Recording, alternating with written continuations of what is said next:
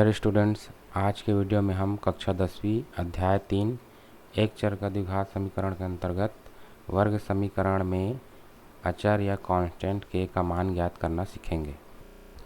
द्विघात या वर्ग समीकरण में अचर गुणांक का मान ज्ञात करना। तो हम अचर गुणांक यानी कांस्टेंट का मान ज्ञात करना सीखेंगे। तो हम जानते हैं कि मूलों की प्रकृति के आधार पर किसी द्विघात या वर्ग समीकरण में चर के अचर गुणांक या कांस्टेंट का मान ज्ञात कर सकते हैं। इसके लिए हम उदाहरण देखेंगे। द्विघात या वर्ग समीकरण 9x का वर्ग ऋण k इंटू एक्स प्लस 16 बराबर 0 में k का मान ज्ञात कीजिए यदि वर्ग समीकरण के मूल वास्तविक व समान हो।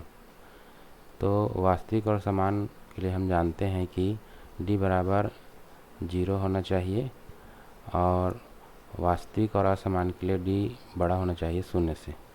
तो हल देखते हैं।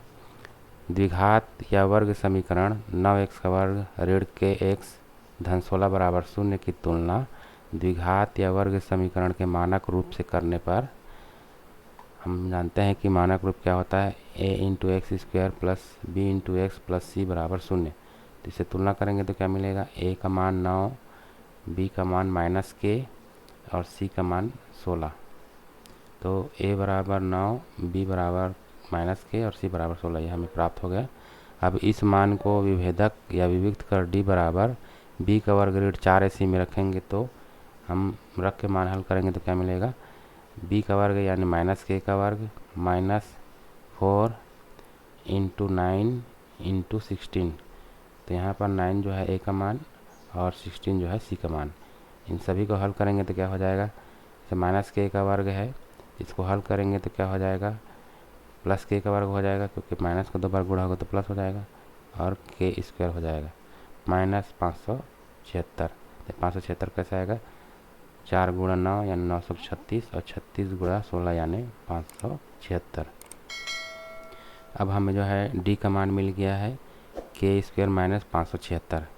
तो अब इसी की सहायता से हम जो है k का मान ज्ञात करेंगे। तो k का मान ज्ञात करने के लिए मूल वास्तविक होने की 2 स्थितियां हो सकती है। तो पहली स्थिति में क्या है, स्थिति 1, दिए गए वर्ग समीकरण के मूल वास्तविक एवं समान होने के लिए d बराबर 0 होना चाहिए या होगा। तो इसको हमने अभी बताया था। अब d बराबर 0 यानी ये जो हमारा विविक्त कर निकला है इसको 0 के बराबर करके देखेंगे, अर्थात k का वर्ग -576 बराबर 0। अब यहाँ आगे भी देखते हैं, k का वर्ग 576 को इधर पक्षांतर करेंगे तो बराबर 576 हो जाएगा। अब चूँकि हमें k का मान चाहिए लेकिन यहाँ पर k स्क्वायर लिखा है तो उसको हटाने के लिए हम क्या लेंगे, दोनों तरफ वर्गमूल लेने पर क्या हो जाएगा, k का वर्गमूल बराबर वर्गमूल 576। तो वर्ग से वर्गमूल कटेगा तो यहाँ हमारे पास k बचेगा और बराबर हो जाएगा। हम जानते हैं कि करणी 576 का मान कितना होता है, 24 होता है। तो यहाँ पर हम लोग ±24 लिखेंगे क्योंकि करणी वर्गमूल हटता है तो क्या लगता है, ±24 लगता है। तो ये हमारा आंसर होगा, k का मान कितना मिलेगा, ±24। अब स्थिति 2 में वास्तविक होने के लिए क्या है देखते हैं।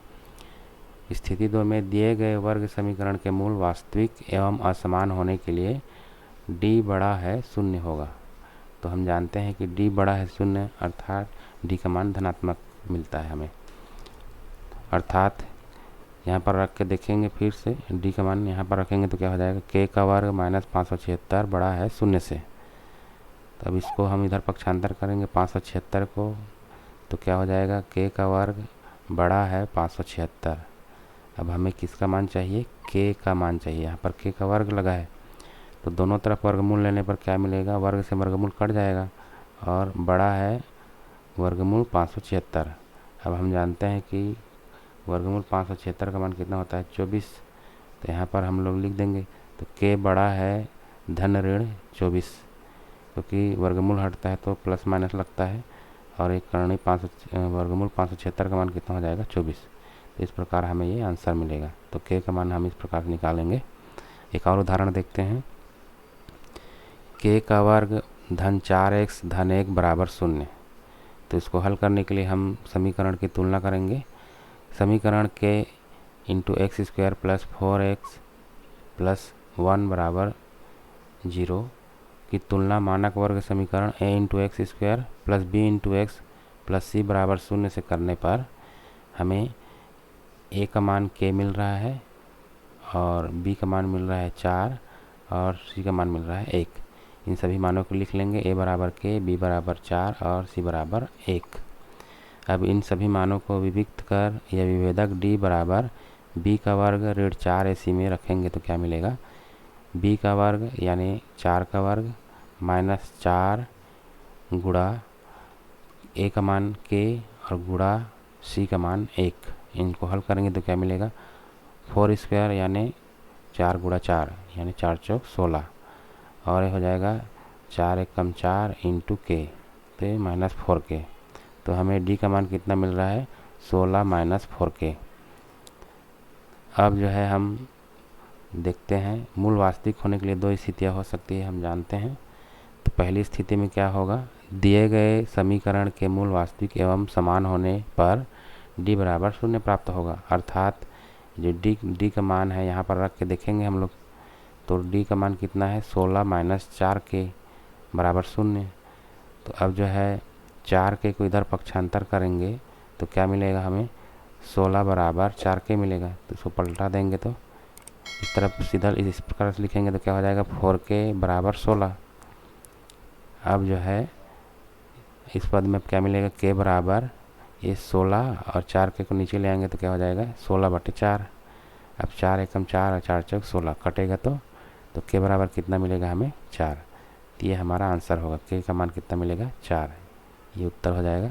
अब स्थिति 2 में क्या है, दिए गए समीकरण के मूल वास्तविक एवं असमान होने पर d बड़ा है 0 से, यानी d ग्रेटर देन 0, d का मान जो है 0 से बड़ा होना चाहिए। अर्थात 16, यहाँ पर भी d का मान रखेंगे, 16 माइनस 4k बड़ा है 0 से, तो क्या हो जाएगा, 16 बड़ा है 4k। इसको इधर पक्षांतर करेंगे तो 4k आ जाएगा। अब जो है हमको तो k का मान चाहिए, तो ये चिन्ह बदलेगा। ये जो है क्या लिख सकते हैं इसको, k लेस देन 16/4, या क्या लिख सकते हैं, k छोटा है 16/4 से। फिर क्या हो जाएगा, 4 एकम 4 और 4 चौक 16, तो k जो है छोटा है 4 से, यानी k का मान मिलेगा 4 से छोटा मिलेगा हमें। ये तो हमारा उत्तर होगा। इस प्रकार आप उदाहरण की सहायता से इस प्रश्नावली के इन सभी सवालों को आसानी पूर्वक कर सकते हैं। आई होप ये टॉपिक आपको समझ में आया होगा। धन्यवाद।